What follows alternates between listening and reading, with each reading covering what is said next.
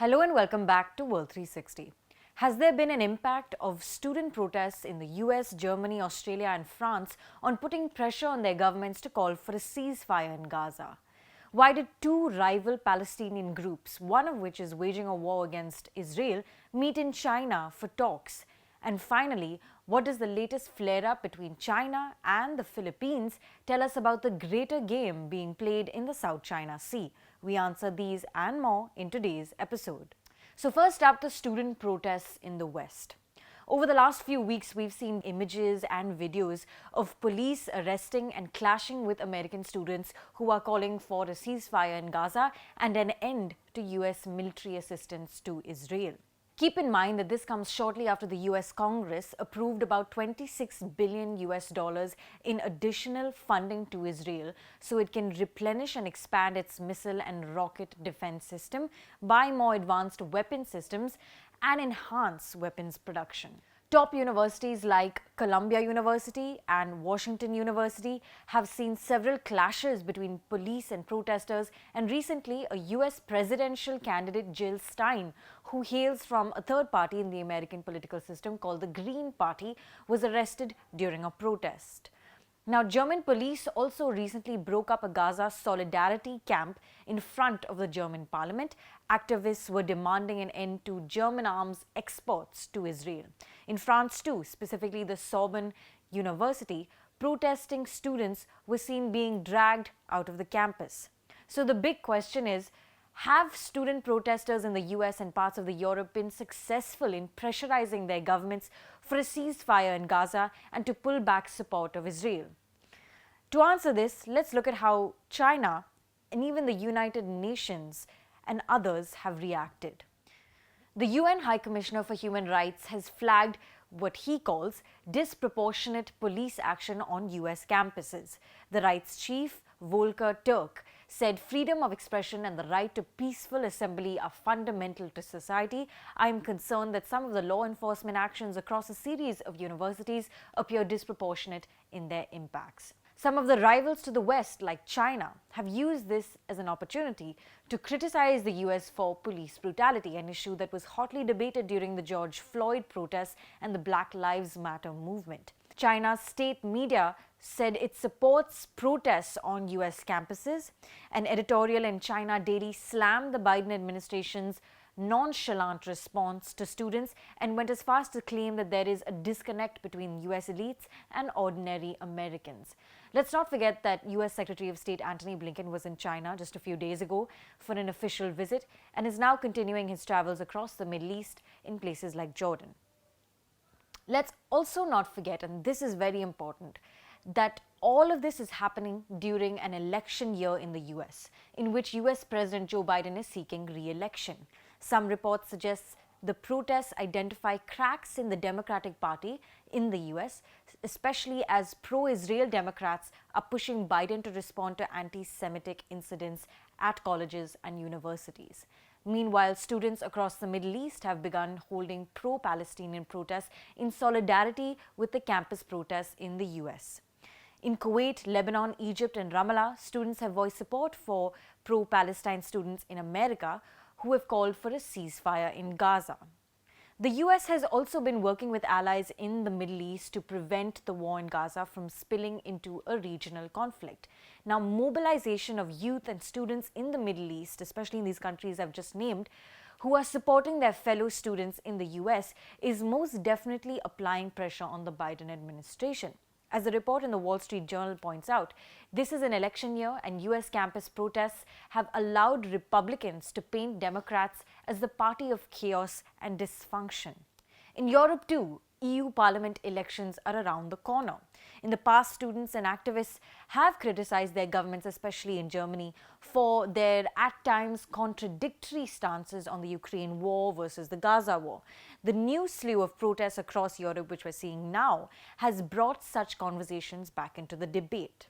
Earlier this week, representatives from Fatah, which has limited autonomy in the areas of West Bank, and militant outfit Hamas, which wields power in Gaza and, as you know, has been waging a war against Israel, met in Beijing. These two groups met in China for reconciliation talks, according to a statement from the Chinese Foreign Ministry. In a press briefing this week, Chinese Foreign Ministry spokesman Lin Jian said at the invitation of the Chinese side, representatives of Fatah and Hamas recently came to Beijing to have in-depth and candid dialogue on promoting Palestinian reconciliation. He added the two sides fully expressed their political will of realizing reconciliation through dialogue and consultation, had discussions on many specific issues, and made encouraging progress. They agreed to continue this dialogue process so as to achieve Palestinian solidarity and unity at an early date. He, however, did not mention when this meeting took place. But keep in mind that Hamas, Fatah, and other political factions on the Palestinian political scene met in Moscow earlier this year. During that meeting in Russia, they said they would pursue unity of action in confronting Israel. So what do we make of these meetings between Fatah and Hamas?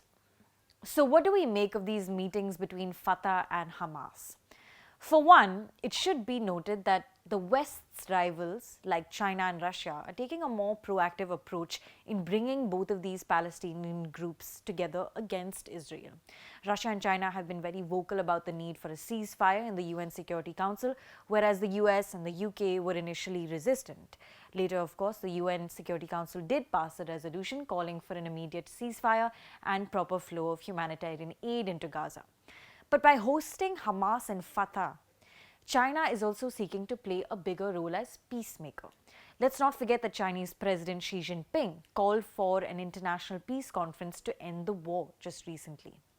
For our final topic, we're looking at what the latest flare-up between China and the Philippines tell us about the greater game being played in the South China Sea. If you're a regular viewer of the show, you know we've talked about how Chinese and Filipino vessels have clashed many times in the South China Sea, especially near the disputed Scarborough Shoal. To understand more about the history of these maritime disputes, you can read our detailed report that we published in March about this. Recently, Indian External Affairs Minister S. Jaishankar visited the Philippines and said India supports the country in upholding its national sovereignty. This was a clear message to China, which has also been aggressive against India along the line of actual control and is currently engaged in a border standoff near Ladakh with India. Now, some analysts say a common enemy has brought Philippines and India closer together, much to China's distaste.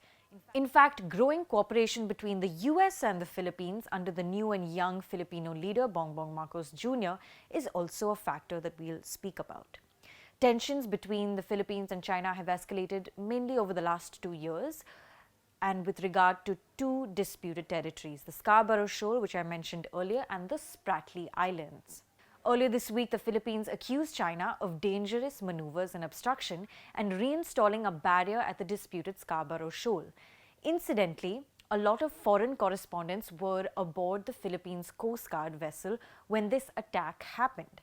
A BBC journalist, Jonathan Head, detailed his first-hand account in which he called this a game of maritime cat and mouse that has happened between the two Asian countries for years now. Another journalist from The Telegraph described how Chinese Coast Guard vessels were coming as close as about 30 meters or 100 feet to the Philippines vessel in an intimidation tactic. The Philippines vessels that they were aboard were mainly aiming to supply food and fuel to Filipino fishermen who have worked on Scarborough Shoal for decades but who have complained of constant harassment since the Chinese Coast Guard took control of it in 2012. Now let's look at what the Chinese had to say about this. Global Times, the Chinese Communist Party's mouthpiece, released a report that may give us some clues as to why China has ramped up its attacks against the Philippines in the South China Sea over the last 2 years. The report mentions that Philippines President Bongbong Marcos Jr.'s hardline policy has greatly weakened the foundation of mutual political trust between China and the Philippines. Now, unlike Bongbong Marcos Jr., his predecessor, Rodrigo Duterte, was viewed as anti-US, especially after announcing his separation from Washington during a conference in Beijing in October 2016. At the time, he implied that he was aligning himself with China and Russia. Though Duterte attempted to scale back his remarks, it definitely cast a shadow over the US-Philippines bilateral ties. Relations between the US and the Philippines were re-energized after Marcos Jr. took office in June 2022.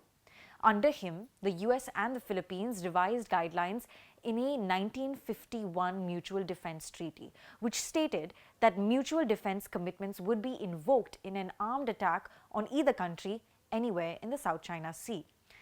I should also mention that last April, the Philippines gave the US access to 4 additional military bases. Now, these 4 military bases were in addition to the 5 existing Philippine sites that the US has access to, bringing the total number to 9. Let's also come back to that report from the Global Times before we conclude. There's another line that stands out. It says that Marcos Jr. has a tendency, well, rather his government has a tendency to rely on the US for self-importance and leverage its strength on the South China Sea issue. Therefore, China sees the growing ties between US and Philippines as part of America's Indo-Pacific strategy, which it views as ultimately aiming to contain China. Thanks for watching. This is Pia Krishnankutty for ThePrint.